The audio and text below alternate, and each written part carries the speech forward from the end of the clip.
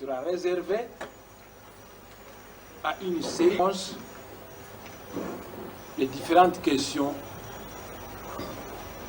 qu'on me pose souvent. Nous répondrons environ à 3 ou 4 questions. La première question, c'est une question que j'avais déjà répondu.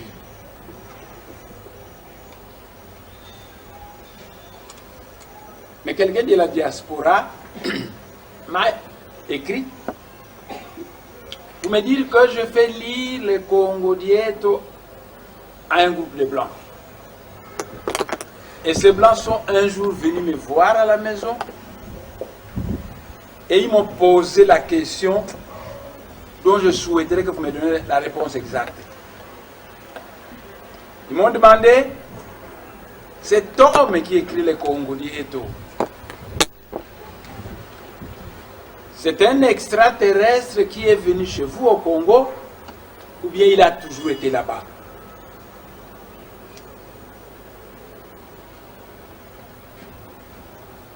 Ce que ça a répondu, que cet homme qui écrit ce Congo Dieto, c'est un Congolais né au Congo.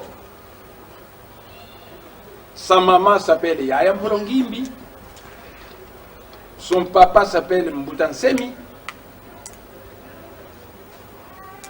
Qui lui reste au Congo? Alors ces Blancs lui ont dit, mais pourquoi vous êtes en crise?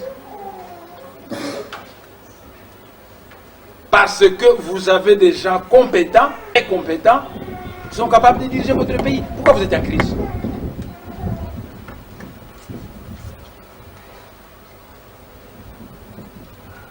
Donc ce sera cette première question-là que je vais répondre une fois de plus, très brièvement, parce que j'avais déjà répondu à ça.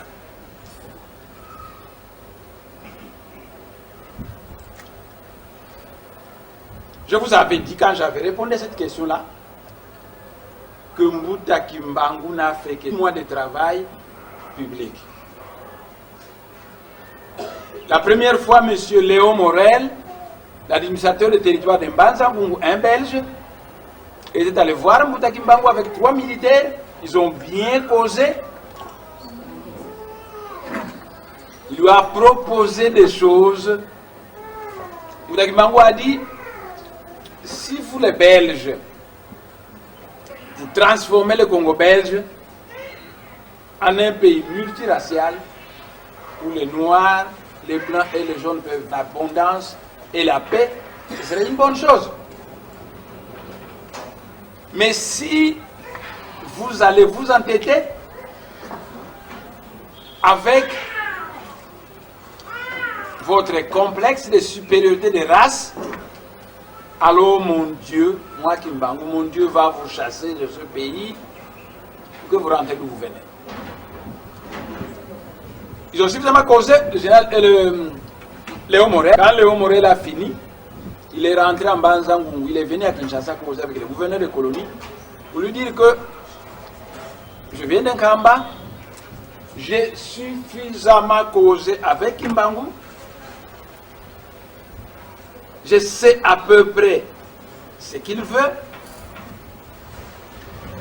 mais en fin de compte, je me rends compte que Kimbangu c'est un type dangereux.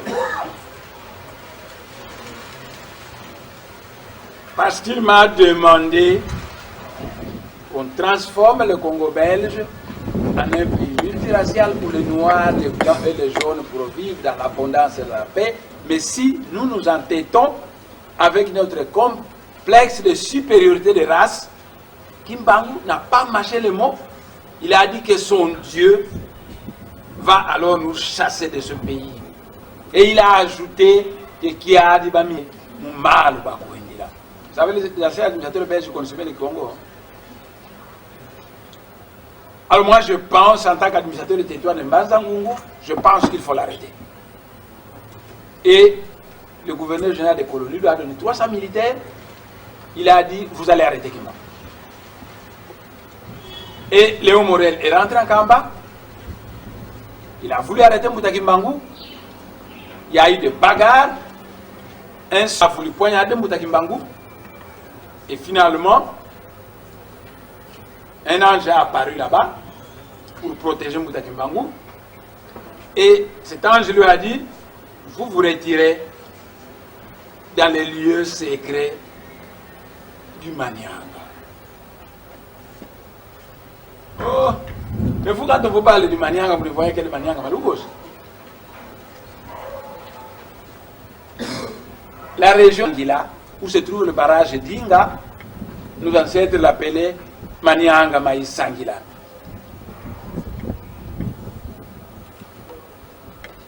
Il y avait le Manianga Makasi,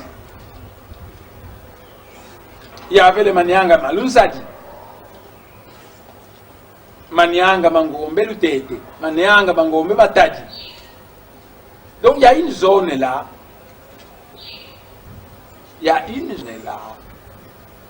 on pourrait appeler le Manianga Manene, pour rassembler tous ces Manianga là dans une zone, on peut appeler le Manianga Manene. C'est dans cette zone-là qu'on a demandé à Mouta Kimbangu de se retirer dans les lieux secrets du Manianga. Alors naturellement, Mouta Kimbangu est allé dans ces lieux secrets. Après ça, il est allé dans le Manianga Malouos. Mais il s'était d'abord retiré dans le lieu secret du Manianga. Après, il est allé dans le Manianga Malouos. Pendant qu'il était là-bas, les Belges le cherchaient. Et ils ont envoyé suffisamment de militaires dans la région de Ngombe Matadi, Ngombe Lutete. Tous les villages des environs d'Nkamba ont subi des tracasseries impossibles. Ils ont dit aux gens que nous n'aurons pas Kimbangu, c'est vous qui allez payer. On tue des poules, on tue des chèvres, on tue des moutons, on tracasse la population.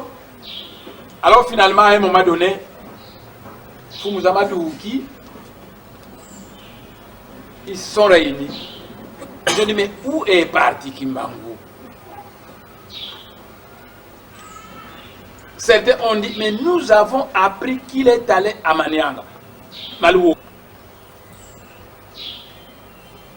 Et alors, ils ont formé une délégation pour aller à Louosi, tenter de se renseigner où ils peuvent trouver Mouta Kimbangu. Quand ils sont arrivés là-bas,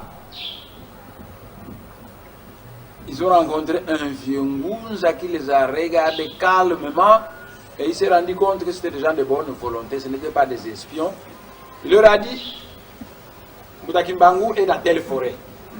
C'est là qu'il enseigne la mystique Congo.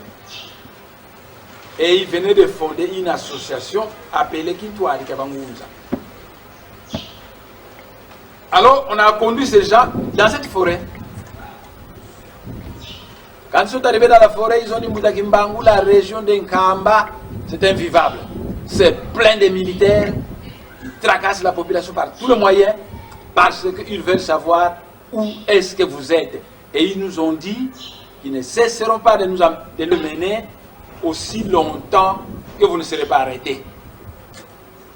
Alors Mouta Kimbangu était devenu triste.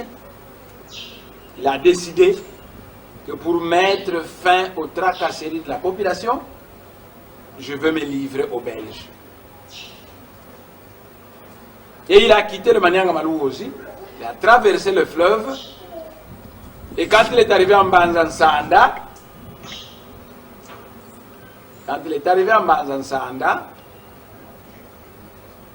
il a prié, accueilli. Il a prié, il a dit à Dieu, mais je n'ai fait que 6 mois de travail public. Les malades, oui, je les guéris. Les morts, oui, je les ressuscités. Mais l'enseignement, mais je n'ai pas eu le temps de le donner. Il est donc important que vous envoyez quelqu'un qui viendra donner l'enseignement pour compléter ma mission.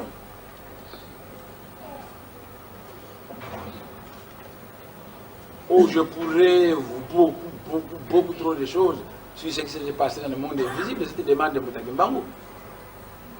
C'était passé beaucoup de choses dans le monde invisible parce que l'archange du Congo avait réuni les conclaves des grands êtres de Moëla Congo pour leur soumettre ce poème soulevé par Mouta Kimbangu. Et alors ils ont décidé que ils ont décidé que quelqu'un devait descendre, aller terminer le travail commencé et laissé par Mouta Kimbangu.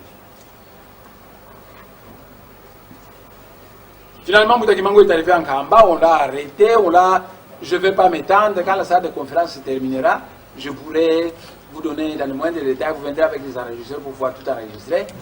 Mais finalement, il est allé en esclavage. Et à la fin de la guerre de 40-45, les rumeurs commençaient à circuler dans le Manianga que celui qui va poursuivre l'œuvre de Mouta Kimbangu va naître dans le Manianga. Et quelques temps après, on disait que non, celui qui va poursuivre l'œuvre de Mouta Kimbangu naîtra dans le Manianga Mamongoluala. Mais les missionnaires protestants et catholiques sont au courant de ça. Ainsi, ils ont mis de sœurs religieuses voyantes dans toute leur maternité, afin que, si jamais une maman aille accoucher dans cette maternité, et qu'on voit son bébé avec un signe particulier, on tue ce bébé. Et comme les Ngunza savaient tout cela, ils avaient aussi informé toutes les femmes qui priaient chez les Ngunza que désormais, les femmes d'élite, vous ne devez plus accoucher en maternité. Et toutes ces femmes qui priaient chez les Ngunza devaient alors se mettre à accoucher dans la forêt. Mon père, qui était un enseignant protestant, avait une plantation de riz dans la forêt, où ils avaient mis une paillote. 2 fois 3 jours, mes neveux, mes cousins étaient là-bas. Les cousins de papa, les neveux de papa et les cousins de papa étaient là, quand lui était occupé.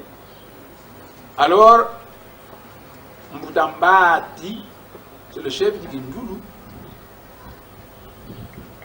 a dit à papa, j'ai fait un rêve où on m'a dit que ta femme, Mpolongine, va mettre un coin de Dieu et que ce sera le Ndoussi de Mataï, Mwanda, de Nzabi. Ça va être son Ndoussi. Et parce que toi, tu t'appelles Nsemi, l'enfant s'appelle Mwanda. Mwanda du nom de Mutamatai Mwanda.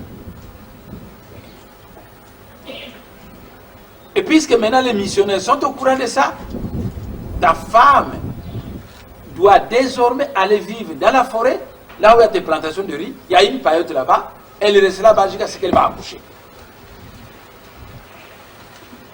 Et c'est comme ça que ma mère s'était retirée dans cette forêt. Un jour, elle a accouché, et par mal, très géant, est venu lécher le bébé 3 fois, et après il est parti. Et avec le temps, la rumeur a fini par filtrer, et les gens voulaient voir l'enfant qu'a accouché ce moniteur des protestants, Moutansemi. C'est à ce moment-là, on va aller cacher maman au Congo-Brazzaville. Oh, le village, je le connais bien. On est allé cacher maman. C'est à partir de ce moment que l'oncle Milandou Miambumba, un grand guerrier de Mongolo-Wala, allait de temps en temps au Congo-Brazzaville, où il était parti déposer sa soeur et son bébé. Un jour, je vous dirai ce village. Mais quand l'oncle allait de temps en temps au Congo-Brazzaville, il s'était marié avec une femme du Congo-Brazzaville là-bas. Au village, il a laissé 2 femmes. Il ajoute une 3e femme au Congo-Brazzaville. Et si vous allez fouiller quelque part vers Nkaï et vers Pointe-Noire, vous ne manquerez pas de trouver des gens qui s'appellent là-bas des Milandou. Ce sont les enfants de l'oncle Milandou Miambumba. Je crois que l'un des petits-fils de l'oncle Milandou Miambumba se trouve pour le moment, oui, il s'appelle aussi Milandou. Ce sont les descendants de cette femme que mon oncle a fini par avoir au Congo-Brazzaville pour se camoufler, parce que de temps en temps, il allait au Congo-Brazzaville voir sa soeur avec son bébé. Alors il se disait, si je descends de temps en temps là-bas, les gens vont savoir pourquoi je me lève tout le temps au Congo-Brazzaville. Les gens peuvent fuiter et dire que mais il va voir sa soeur, qu'il est allé cacher là-bas avec son bébé. Ah, ils étaient mariés. Pourquoi tu vas de temps en temps? Non, mais je suis marié là-bas, j'ai ma femme là-bas, donc je pars de temps en temps voir ma femme. En tout cas, l'oncle a mis au monde là-bas des enfants qui portent le nom de Milandou. Et le petit-fils de l'oncle, il est au moment aux États-Unis. Il est bien placé aux États-Unis et il s'appelle Milandou. Un jour, nous rentrons au village. J'étais déjà devenu un peu grand là. Nous rentrons au village avec maman. Je voyais chaque fois une personne de notre village appelée Yohani Diamusinga. Cette personne me poursuivait chaque nuit avec un couteau. Ngeye mwana wao mambu na nata munzayai. Ngeye futifwa. Alors moi je disais chaque fois ce rêve à maman. Une fois, deux fois, trois fois, quatre fois. La maman dit non, ça devient de trop. Et elle va voir Mouta Yohani Diamusinga. Pour lui dire, tata, mais moi, je ne sais pas si tu as un peu de temps, je ne sais pas si tu as un peu de temps. Nge musiki nkumba mono musiki nkumba mwana akukena chamambo tata opeki ko mwana katokele vwanda kuti wakwanga kuti tukili chamambo opeki ko mwana nge mbolo ngimi kindoki uzikunkuika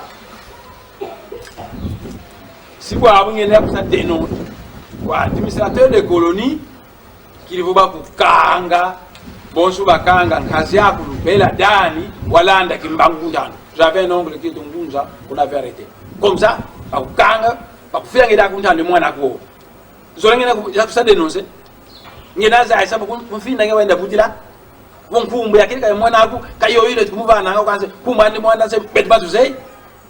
Alors la maman a eu peur. Elle a eu peur, elle a demandé pardon à Mouta Yohani Diamusinga. Le soir, elle a causé avec son quasi Milandou Mbumba. Et cette même soirée-là, vers 11h, nous avons quitté le village secrètement. Et on est allé à un village là, de Mongolwala, où se trouvait une femme qui venait de Kinshasa et qui devrait rentrer à Kinshasa. Alors on a trouvé cette femme et ma mère a dit, vous m'amenez cet enfant chez cousin Bakana Pierre. Il est un diplômé de Kimpese. Il donne cours à l'école officielle de Kalufungula. Et il habite sur l'avenue Louisa, là, à Kinshasa. Tu remettras cet enfant à main propre à Mbuta Bakana Pierre. Si tu vas le chercher à la maison qui n'est pas là, tu repars avec l'enfant. Jusqu'à ce qu'il sera là, alors tu vas lui dire ça. Mon cousin Bakana Pierre, ça a été l'ancien patron du DEPS à Matadi. Il est bien connu là-bas, mais il est mort l'année passée. Alors le cousin m'a pris. Quelques temps après, nous avons quitté Louisa, on est venu louer chez lui, ma numéro 40 à Badalouma, parce que le cousin a eu une maison de faux d'avance là-bas. Quand on a fondé le Congo central, le cousin est allé au Congo central.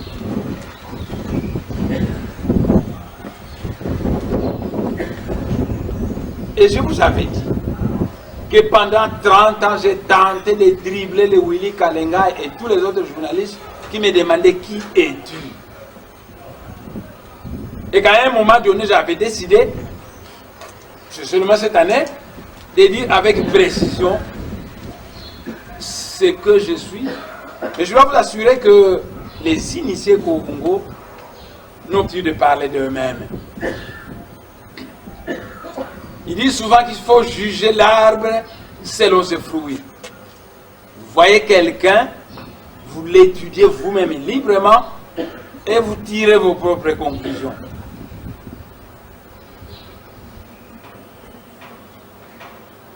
Dans sa jeunesse, Nemwanda s'est mis à étudier les mathématiques, la physique et la chimie. Et dans l'enseignement supérieur, il est allé faire la même chose, mathématiques, physique. Connaissez-vous quelqu'un dans ce pays qui a fait les mathématiques, la physique et la chimie et qui a écrit des milliers de Congodieto, des milliers de brochures qui traitent de différents sujets qu'il n'a pas appris à l'école? Connaissez-vous quelqu'un qui a fait les maths, la physique et la chimie dans ce pays et qui écrit sur des sujets qu'il n'a pas appris à l'école? Mais d'où viennent toutes ces connaissances-là? Il écrit en histoire, il écrit en astrologie, il écrit en politique, il écrit en linguistique, mais ce sont des choses qu'il n'a pas appris à l'université, ce sont des choses qu'il n'a pas appris à l'école. D'où proviennent toutes ces connaissances? C'est en réfléchissant de cette façon-là que vous pouvez librement de vous-même aboutir à certaines conclusions qui peuvent amener à découvrir une personne et son histoire. Donc cette question, je l'avais déjà répondu, mais je l'ai brièvement résumé pour dire à celui de la diaspora qui m'avait écrit que nous sommes là parce que Mbuta Kimbangu avait demandé qu'on envoie un instructeur qui viendra aborder l'aspect enseignement, parce que les malades, Mbuta Kimbangu les a suffisamment guéris, même quand il était en prison, il continuait à guérir les malades là-bas, le Bumbashi. Chaque fois que les prisonniers sortaient, qu'ils voyaient un malade dans la rue, ils le guérissaient simplement.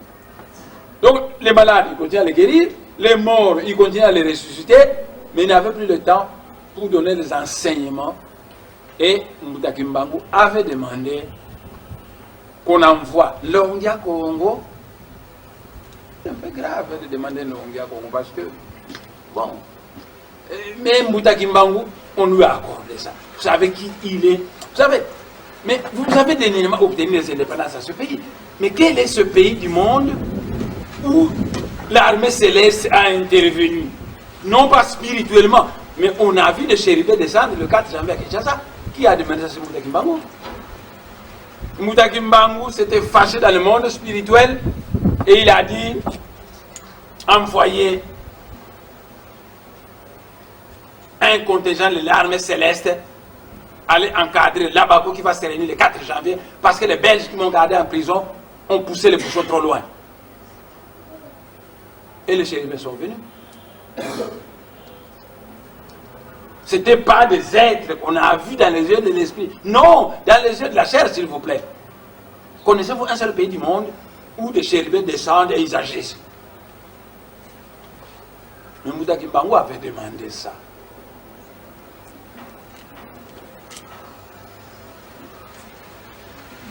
Vous savez, je demande aux gens qui font des rébellions à l'est de la République de mettre fin à ces rébellions. Parce que le monde spirituel m'a chargé la mission de chef spirituel de la race noire. Je ne permets pas de guerres qui opposent les noirs entre eux. Sinon, alors, je serai obligé de demander un jour 12 commandos de l'armée invisible qui vont intervenir là-bas pour mettre fin définitivement à toutes ces guerres-là. Quelle que soit cette grande puissance du monde qui vous soutient. 12 commandos de l'armée invisible.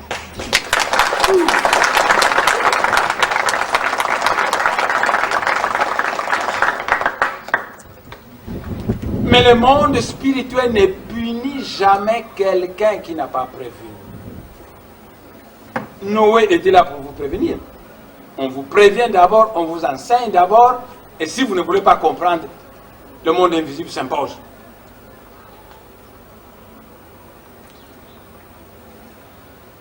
Les gens qui font la rébellion à l'Est sont les Noirs comme vous et moi. Et le messager de Dieu ne vient pas pour tuer les gens, mais pour prendre le poison et le transformer en médicament. Pour prendre l'homme déchu et en faire un homme d'élite. Donc je conseille à ceux qui font la rébellion que je n'accepte pas des guerres qui opposent le noir entre eux. Que pendant 2 ans, 3 ans, je continuerai à dire ça, je continuerai d'éduquer, mais si les gens s'entêtent,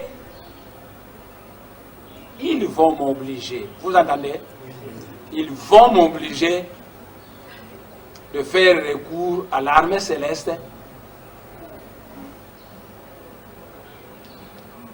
et ce sera malheureux.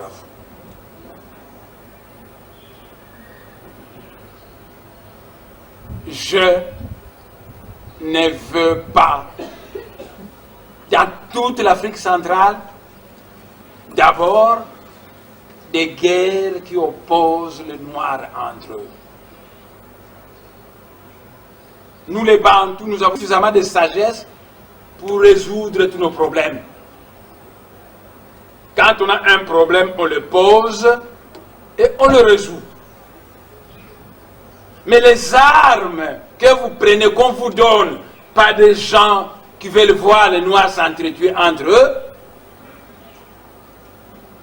Mes chers frères qui font la rébellion à l'Est, vous êtes mes frères, vous êtes les Noirs comme moi, mettez fin à ça. Sinon c'est vous qui allez m'obliger de demander ce qu'il ne faut pas demander. Je vous assure, mes chers frères, que quelle que soit la grande puissance qui vous soutient, 12 commandos suffiront pour mettre l'ordre à l'Est. Je vous assure. Voilà. J'ai répondu à la première question. Ne punis jamais quelqu'un sans l'avoir prévenu. Et actuellement, je suis en train... Vous voyez comment je déverse trop de Congolais parce que le monde spirituel m'a demandé d'éduquer l'Afrique centrale. Croyez-moi, mes chers frères, si je demande à l'invisible l'intervention de l'armée, cela ne va pas venir. Mais vous ne savez pas ce que ça implique. Vous ne savez pas vous autres ce que ça implique. Ces êtres qui vont agir sont semblables à des robots, sont semblables à l'énergie électrique, sont des forces de la nature. Ils vont détruire, mais ils vont détruire les noirs comme moi. Tout ce qui est énergie, ils vont détruire. Mais pour qui vous prenez le monde spirituel? Mais on va poursuivre même certaines grandes puissances qui donnent des armes à l'Est. Voyez la gravité? Donc une guerre qui va commencer ici, qui risque de se répandre vers le monde. Oh, nous n'avons pas peur de certains pays, on peut suspendre l'atmosphère terrestre et tous les satellites vont tomber par terre. Mais, qu'on soit blanc, noir ou jaune, vous êtes tous des fils de Dieu. Et le messager de Dieu ne vient pas pour punir, tuer les pécheurs, mais pour les pousser vers la repentance. Le messager de Dieu vient pour prendre le poison et les transformer en médicaments.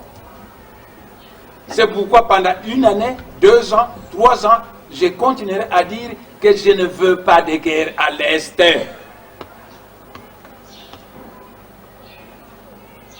Mais si après vous avoir éduqué suffisamment de temps, vous préférez vous entêter parce qu'il paraît que vous êtes derrière tel pays qui est tant pis pour vous, à ce moment-là, nous serons obligés de savoir qui vit.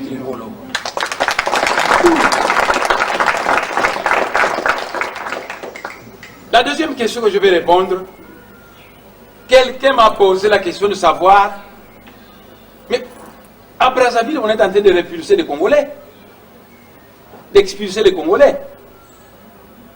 Mais quel est votre point de vue là-dessus? Quelqu'un m'a posé cette question. C'est depuis qu'on se met... Vous voyez comment nous sommes patients, nous sommes maîtres du temps. C'est depuis qu'on chassait les Congolais comme qu'on me harcelait à me poser cette question. Je ne répondais pas. Mais on continue à me poser cette question. Et aujourd'hui, je vais répondre à cette question.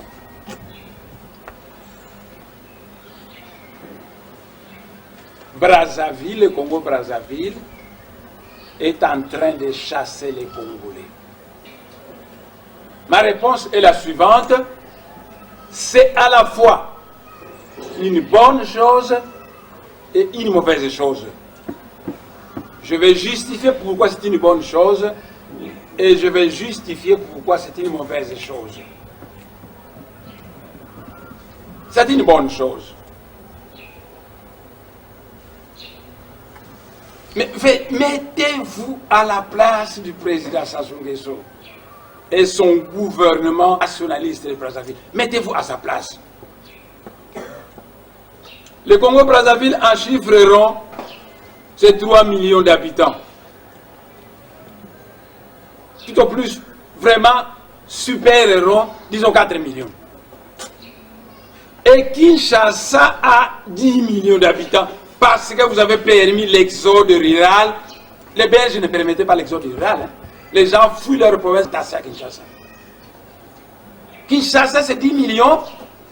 Même si tout le Congo-Brazzaville était peuplé de 4 millions de gens, imaginez une guerre qui tombe à Kinshasa. Les Kinois fuient à 5 millions de Kinois fuient à Brazzaville. Les 5 millions de Kinois seront plus nombreux que toute la population du Congo-Brazzaville. Qui, à travers le monde, quel est ce chef d'État responsable, son gouvernement, qui peut tolérer que les étrangers soient plus nombreux dans son pays que les nationaux? Aucun chef d'État responsable, aucun gouvernement responsable de ce monde ne peut accepter que des étrangers puissent devenir plus nombreux dans son pays que les nationaux.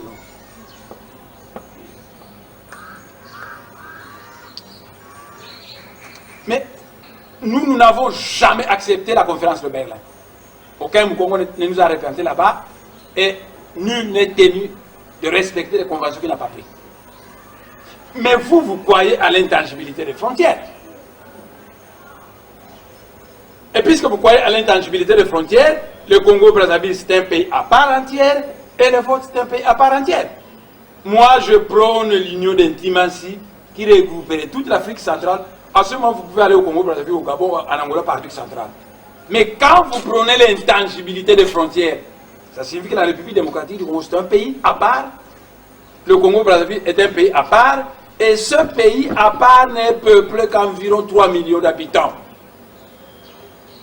Et à l'allure où les Congolais vont s'engouffrer là-bas, il va rapidement devenir un moment où vous deviendrez plus nombreux que les gens du Congo-Brazzaville. Quel est ce président? Quel est ce gouvernement responsable de ce monde peut accepter des choses comme ça? Même les États-Unis, qui sont une grande puissance mondiale, ne peuvent pas l'accepter. L'Amérique a construit un mur au sud pour le séparer du Mexique. Pourquoi? Mais pour tenter d'arrêter le mouvement des migrants vers les États-Unis. Et vous voulez que le président Sassou Nguesso laisse votre anarchie introduire quelques millions au Congo-Brazzaville à tel point que la population du Congo-Brazzaville puisse devenir inférieure à des Aériens. J'allais vous appeler des Aériens, mais il paraît vous appeler des Aïrois. Ah, vous êtes des rois. Les Aïrois, vous allez vous appeler des Aériens. Donc mettez-vous à la place du président Sassou Nguesso et son gouvernement. Il a parfaitement raison. Vous m'entendez? Il a parfaitement raison. Aucun chef d'État responsable du monde ne peut tolérer que dans son pays, les étrangers soient plus nombreux. Dans ce sens, le président Sassou Nguesso et son gouvernement ont parfaitement raison de faire ce qu'ils ont fait. Voilà le premier volet du problème. J'ai dit qu'ils ont raison et ils ont tort. Je vais maintenant vous dire pourquoi ils ont tort. J'ai appris, il faut vérifier, hein? Je ne suis pas l'homme qui colporte des bobards. Je vous dis, j'ai appris. On a violé des gens, des femmes, Non, mais vous voulez les étrangers quittent votre pays, pourquoi violer leurs femmes? Vous décidez que les étrangers quittent votre pays, pourquoi les tuer?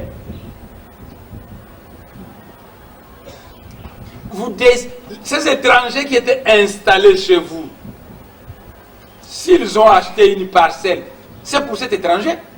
Il a acheté.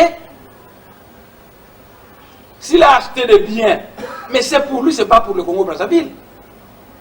Mais j'ai appris qu'on a chassé les Congolais en arrachant leurs biens, en violant certaines de leurs femmes, en les maltraitant. Là, je ne suis pas d'accord. Si ce qu'on m'a dit est vrai, là, je ne suis pas d'accord.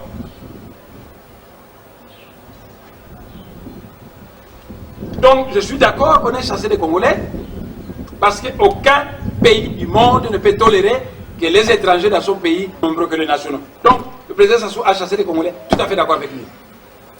Oh, d'ailleurs, quand j'étais à l'université, vous savez, on m'avait donné un surnom. On m'avait donné un sobriquet. On m'appelait à l'université l'inconditionnel de Sassou Nguesso. Donc, celui qui soutient Sassou Nguesso sans condition. Je soutenais beaucoup le président Sassou à l'époque, parce que le président Sassou Nguesso, il est sur la ligne de génie créateur. Et moi-même, je suis cette ligne, ce qui se ressemble. Oh, il ne m'aime pas, hein. Il ne m'aime pas, mais moi qui vois au-delà de la chair, je l'aime quand même. Donc, aucun chef d'État du monde entier ne peut tolérer que les étrangers deviennent plus nombreux dans son pays que les nationaux. Le président Sassou a chassé les gens, il a raison. Mais si on a violé des gens, si on a tué des gens, si on a pris les biens d'autrui, là je ne suis pas d'accord avec lui. Parce que quand un Congolais d'ici s'installe à Brazzaville, travaille, c'est son argent, c'est sa sueur. Et avec l'argent gagné à la sueur de son front, il achète une parcelle, il achète un poste radio, il achète, etc. C'est pour lui. Vous n'avez pas à lui arracher ça. Et troisièmement, mais ça, ce n'est pas la faute du président Sassou et son gouvernement. Ils ne savaient pas. Moi aussi, il y a beaucoup de choses que je ne savais pas. Je suis né et grandi mathématicien, physicien, chimiste, jusqu'à ce qu'arrivé en troisième année à la faculté des sciences, l'archange du Congo est venu installer dans ma tête toutes les sciences. Alors j'ai connu certaines choses, mais je vous dis que le président Sassou et certains de ses membres du gouvernement, ils font certaines choses, pas par leur faute, mais parce qu'ils ne connaissent pas. Qu'est-ce qu'ils font? Pas par leur faute, mais qu'ils ne connaissent pas. Eh bien, voici ce qu'ils ne connaissent pas. Quand les Bakongos sont arrivés en Afrique centrale, l'archange Mwanda Congo leur a demandé de fonder le royaume du Congo. Et ils l'ont divisé en plusieurs régions. Et comme les Bakongos sont ici les trois ancêtres de Nsakumpanzu Nzinga, qui sont devenus des noms des clans de Bakongo, eh bien, on a pris ces clans, on les a répandus dans toutes les provinces du royaume du Congo. Partout en Angola, partout au Kwangu, partout au Congo central, partout au sud du Gabon, les mêmes villas, Kinanga en Angola, Kinanga ici, Kinanga, Brazzaville, partout les mêmes villas. Donc on fonde le royaume du Congo, on les divise en plusieurs régions, et dans chaque région, on place les mêmes clans qui se répètent en Angola, ici et au Congo-Brazzaville. Et la loi sacrée dit que la terre appartient au clan, pas à l'État, au clan. Entre la loi qui nous a été donnée par Dieu et la loi faite par des députés corrompus, nous respecterons la loi de Dieu.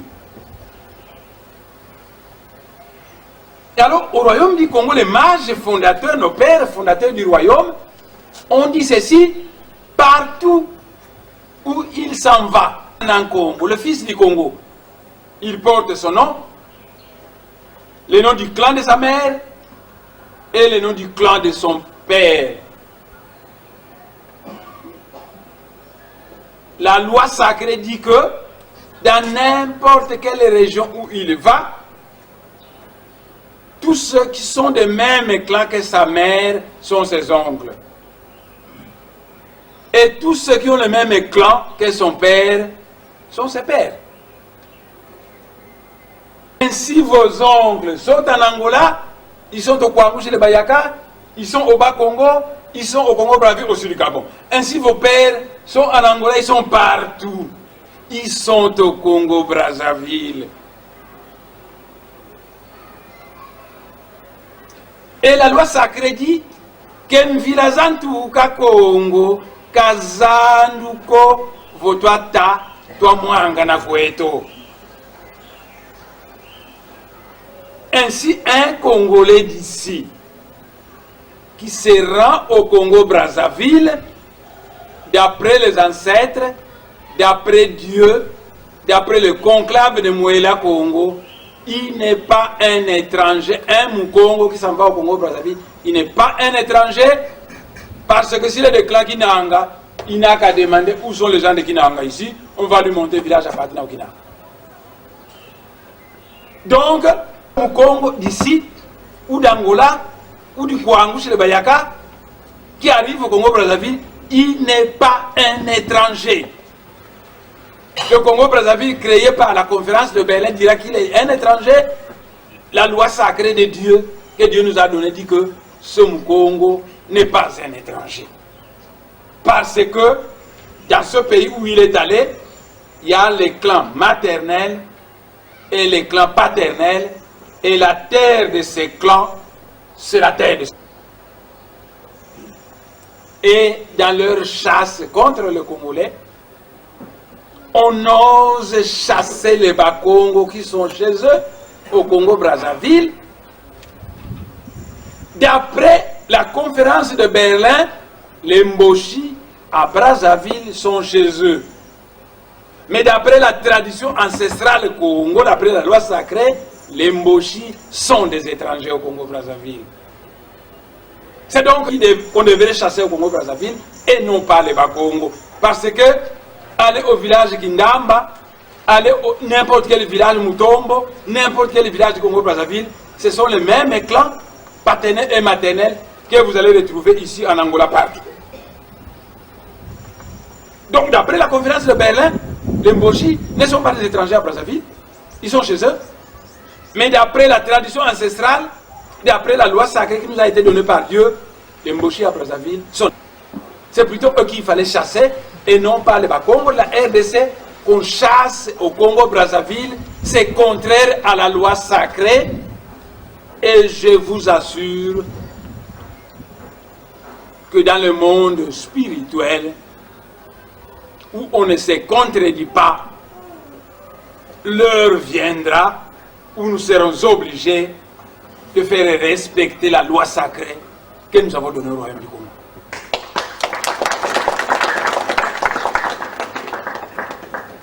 Voilà. Ma deuxième réponse, ma deuxième question, j'ai répondu. Le président Sassou a chassé les Congolais, il a raison. Parce qu'un chef d'État du monde ne peut tolérer que dans son pays, qu'il y ait plus d'étrangers que des nationaux. Le président Sassou, son gouvernement a chassé les Bakongo, il a tort, c'est pas sa faute, parce qu'il ne connaît pas les codis d'Amoyo, dont chantent les Bakongo, et codis d'ici, Sabambuta Ilande, il ne connaît pas ça, sa faute, il a osé chasser les Bakongo, alors que les Bakongo sont chez eux, parce que quand vous allez au Congo-Brazzaville, ce sont les mêmes clans paternels et maternels de tout le Congo qu'on y trouve. On s'est réunis pour modifier les 10 commandements de Moïse. Est-ce que vous avez déjà appris ça? Non. Parce que la loi de Dieu persiste dans le temps et dans l'espace et il est éternel. Nous, dans le monde spirituel, vous m'entendez, nous avons donné une loi sacrée au royaume du Congo et les Congolais sont venus bafouer cette loi. Ils vous ont appris à dire intangibilité des frontières héritées de la colonisation. Vous croyez vraiment Vraiment, vous croyez que nous, dans le monde spirituel, nous allons vous écouter, vous, l'animal humain? Vous croyez vraiment que nous allons vous écouter? Et donc, nous allons nous contredire. Nous avons donné une loi sacrée au royaume du Congo. Vous bafouez cette loi. Vous créez des fausses. Vous croyez que nous allons accepter ça dans le monde spirituel? Mais ce n'est pas connaître le monde spirituel, s'il vous plaît. Le président Dos Santos à Luanda ne sait pas, ce n'est pas sa faute.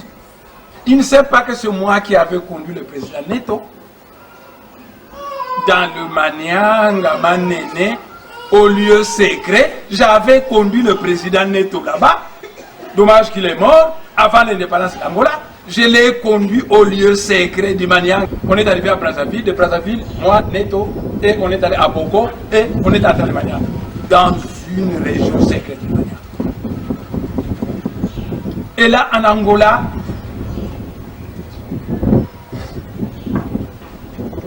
mais je vous ai posé une question.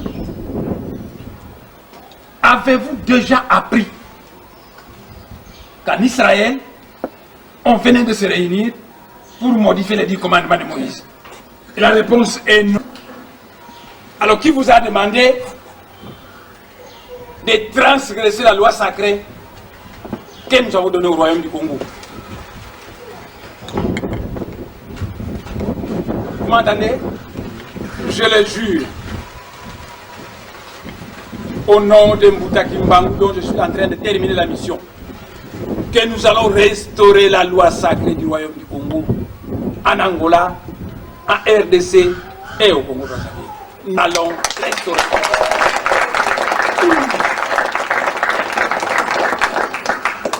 Nous allons être obligés de prendre des décisions, des mesures douloureuses, mais qui vont se révéler à l'avenir salutaire pour l'Afrique centrale.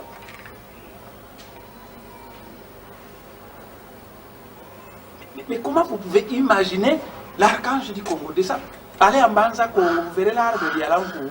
C'est là que c'était descendu l'archange. Il n'est pas descendu par terre, il flottait à l'air. L'archange du Congo vient, il donne une loi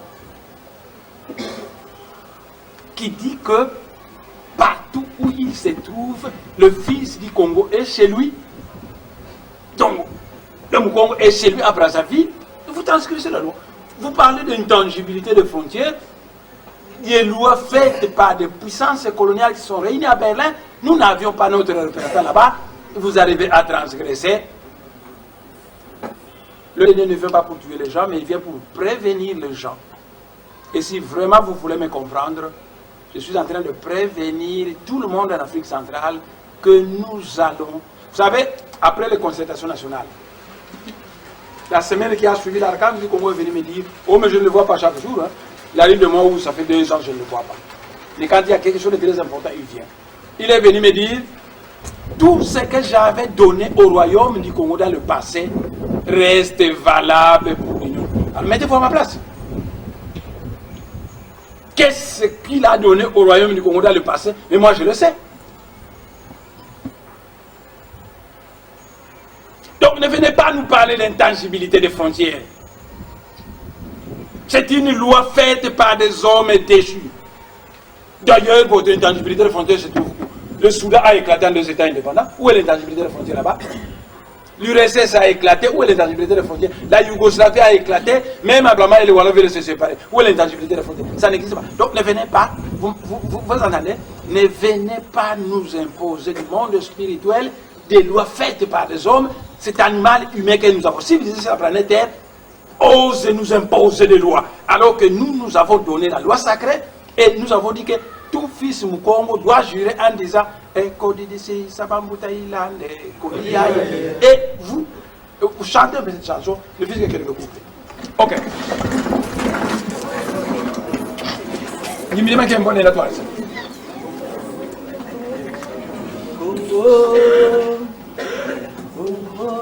Nous avons donné une loi sacrée, le Kodi à Moyo, et nous avons dans le passé imposé à tout Mukongo de chanter qu'il restera fidèle à cette loi. Et vous venez nous parler d'intangibilité des frontières, de la folie. Oh,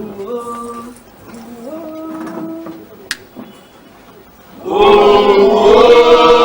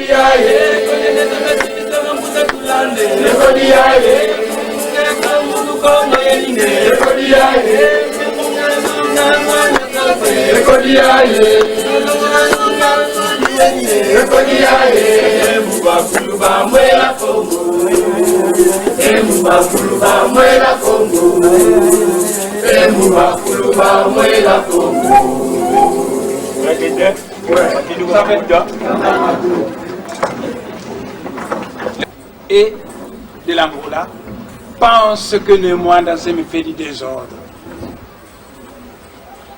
Mais moi, je suis le représentant des grands êtres du conclave qui veulent rétablir l'ordre en Afrique centrale. La RDC, pourquoi vous fuyez la RDC pour aller vous engouffrer à Brazzaville? C'est ce qu'il y a quelque chose qui ne va pas. Oh, la sagesse Congo enseigne que Mvoilangani, Kamanisanga Mvoilangani.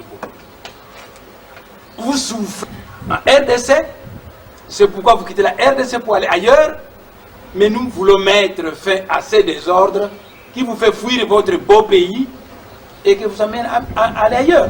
Et les gens au pouvoir pensent que moi je suis un anarchiste qui dérange. Allez demander au Dalai Lama qui je suis. Lui ne vous dira pas que je suis un anarchiste. Nous allons maintenant entrer dans le troisième volet où nous allons parler de la colère des Kivusiens. Ça va être le dernier point que je vais aborder. Je voulais aborder 4 points, j'aborde seulement 3. La colère des Kivusiens. Les gens du Kivu sont des Noirs comme vous et moi. Et le monde invisible m'a demandé de mettre fin au désordre en Afrique centrale. Mettre fin au désordre en Afrique centrale. Partant, je ne veux pas de guerre qui oppose les Noirs entre eux. L'Afrique centrale, c'est le cœur du continent de la race noire. Donc tous les Noirs du monde entier sont donc concernés.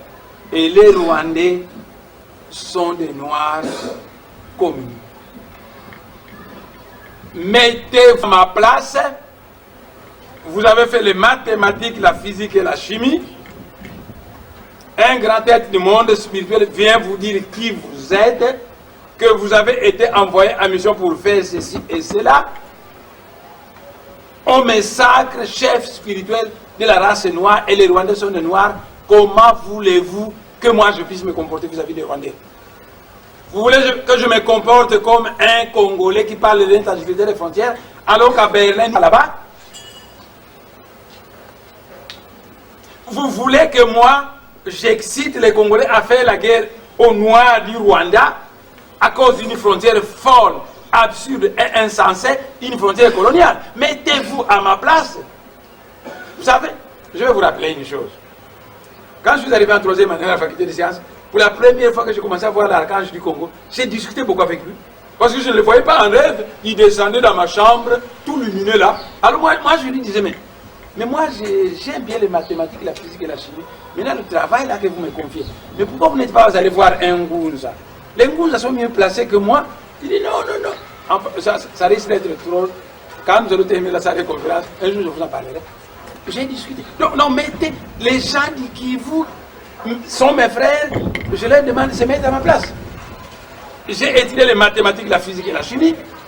Un grand être du monde spirituel vient me confier une mission. Il me dit qui je suis. Il me dit que je suis venu en mission. Cet être dit qu'on doit mettre de l'ordre en Afrique centrale, qui est le cœur du continent de la race noire, que partant vous devenez un chef spirituel pour toute la race noire. Je ne peux plus raisonner comme un Congolais.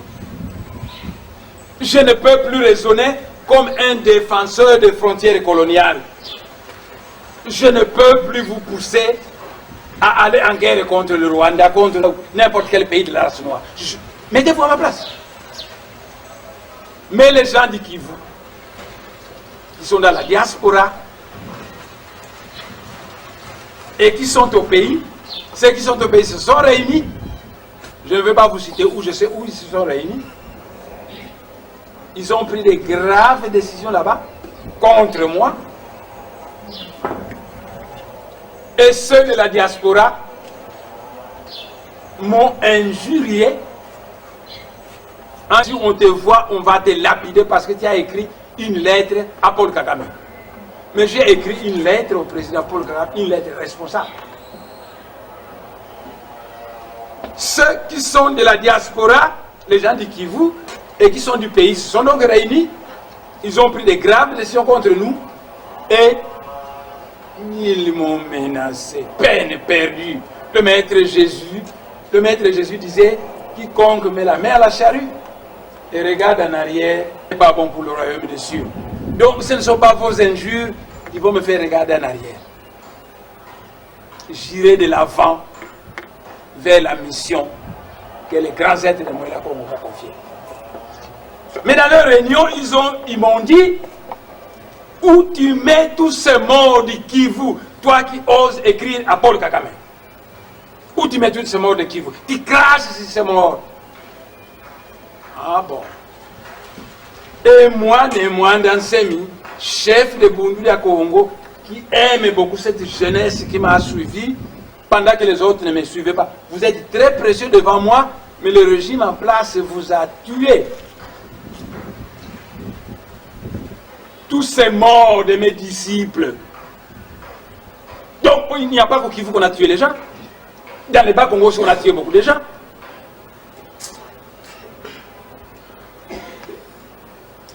Mais nous ne pouvons construire l'avenir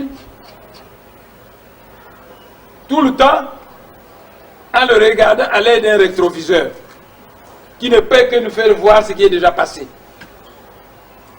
Alors à un moment donné, on est obligé de pardonner, mais on ne pardonne pas pour pardonner. On est obligé de pardonner, on dit que la tradition africaine demande le forum de vérité et réconciliation, et moi j'ai écrit au régime en place pour qu'on s'engage dans ce forum, qu'on la suive tel que c'est prévu le forum de vérité et réconciliation, et qu'on puisse oublier. On nous demande de construire l'Afrique centrale, nous allons nous mettre à plaider sur les morts de Bundu à Congo. Ça signifie quoi ça? Nos adeptes ont fait 3 ans, 5 ans en prison. Mais c'est quoi ça, 5 ans en prison? Moutangimango a fait 30 ans en prison. Mandela 28 ans. Je ne dis pas que mes adeptes doivent aller en prison. Mais s'ils sont là 3 ans, 2 ans, c'est quoi ça, 2 ans, 3 ans? Je sais que tôt ou tard ils vont. Alors ce n'est pas seulement au Kivu qu'on a tué des gens. On a tué beaucoup de gens au Bas-Congo. Et jusqu'à Mwanda, le M23 continue à tuer les Bas-Congo là-bas. Aujourd'hui, à Mwanda.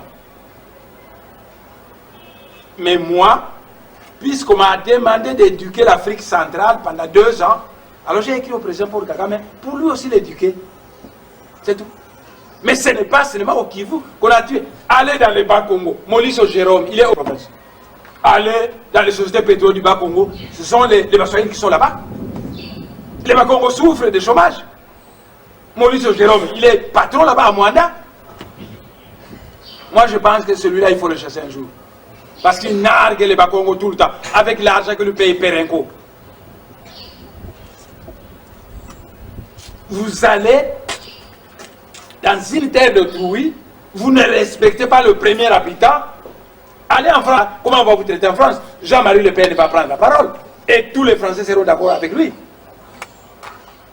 Donc nos frères du Kivu ne doivent pas penser, il y a peut-être beaucoup de gens qui sont morts au Kivu, mais nous aussi nous avons connu les affres des tueries. Nous étions le monde invisible, moi je suis déjà longtemps mort. Mandela, allez voir combien de Sud-Africains sont morts. Ensuite là, qui les ont tués, les racistes de l'apartheid. Et à un moment donné, Mandela les a pardonnés. On est passé par le forum de vérité et réconciliation. Et finalement, il a oublié. Une grande âme. Donc, en Afrique du Sud, Mandela, des milliers de morts sud-africains, tués par des Blancs. Mandela pardonne les Blancs. On fait le forum de vérité et réconciliation et on va de l'avant. Plus de 700 maisons des adeptes de Bundu ont été détruites. Des armes de guerre utilisées contre eux. J'ai dit qu'on s'engage dans le forum de vérité et réconciliation. Quand on aura fait ce forum, je vais pardonner et on va aller de l'avant. Les gens du Kivu me posent la question de savoir où est-ce que tu mets tous ces morts qui sont morts au Kivu. Mais où est-ce que eux, les gens du Kivu, mettent les morts qui sont morts en Afrique du Sud? Quand Mandela a fait la paix avec les gens de l'apartheid. Où est-ce que les gens du Kivu mettent tous les morts qui sont morts au bas? Parce que moi j'ai écrit une lettre responsable au président Paul Kagame. Ce sont ces questions que je pose aux gens du Kivu, de la diaspora et du pays. Ils m'ont demandé où est-ce que je mets les morts que les Rwandais ont tués au Kivu, et moi je leur réponds l'armée Tutsi a massacré les adeptes. Il était associé avec l'armée angolaise, camouflé en tenue de policiers. Ils ont massacré mes adeptes de Bundia Congo. Ils ont plus de 700 maisons. Ils ont tué beaucoup de Bakongo. Où est-ce qu'on met tous ces morts? Et les blancs de l'apartheid en Afrique du Sud ont tué beaucoup de noirs sud-africains. Où est-ce que Mandela a mis tous ces morts en se réconciliant avec les blancs? Eh bien parce que nous savons dans le monde spirituel que dès que vous vous engagez dans une vengeance, la vengeance appelle la vengeance. Et ça devient un cercle vicieux. Les Rwandais viennent tuer, nous on va tuer au Rwanda vengeance. Les Rwandais viennent se venger de nouveau chez nous, nous on va se venger de nouveau chez eux. Cercle vicieux, on ne va pas s'en sortir. Alors les Rwandais viennent tuer chez nous, et nous on pardonne ces Rwandais. On les invite, on dit, mettez-nous autour d'une table, discutons, parlons, sagesse africaine. Du coup, le cercle vicieux de vengeance, la vengeance qui appelle l'argent qui appelle l'argent, ça prend fin. Nous avons voulu mettre fin au cercle vicieux de la vengeance qui appelle la vengeance. Mais j'ai compris que des gens du Kivu, est-ce que les gens du Kivu peuvent se rendre compte que le Kivu est à côté du Rwanda? Est-ce que c'est du hasard? Dieu vous place à côté de quelqu'un et vous ne voulez pas vous entendre. Vous êtes permis que Dieu a voulu réconcilier, c'est pourquoi ils ont mis côte à côte, et vous ne comprenez rien. En Europe, en France, s'est levé un certain empereur Napoléon. Combien de gens il n'a pas tué en Allemagne? Beaucoup de gens qu'il a tués. Et puis un jour, Adolf Hitler se lève en Allemagne, il tue beaucoup de Français. La France et l'Allemagne, c'était des grands ennemis, mais à un moment donné, ils se sont pardonnés. Ils ont lavé le linge sale en famille, et actuellement on parle du couple franco-allemand, du moteur de l'Union européenne. Alors ces gens du Kivu qui sont dans la diaspora, tout en vivant en Europe, ils sont incapables de voir l'exemple des Français et des Allemands. La diaspora du Kivu en Europe est composée de qui? Des rescapés d'Ampedusa, des petites personnes qui vont chercher la vie, ou des grands intellectuels du Kivu, parce qu'il y en a, le Kivu a beaucoup de grands intellectuels, ou des grands intellectuels du Kivu qui vont faire les doctorats en Europe et qui sont capables de comprendre que les Français et les Allemands dans le passé c'était des ennemis. Ils se sont réconciliés et ils sont devenus le moteur de l'union d'intimatie, tout à fait normal que Némoine Nassemi puisse nous pousser à nous réconcilier avec le Rwanda, parce que nous devons maintenant mener une expérience commune dans toute l'Afrique centrale. Voilà. Notre conférence de presse est terminée. Il y a beaucoup de répondre. Bon, je répondrai à d'autres questions plus tard. Mais notre conférence de presse est terminée.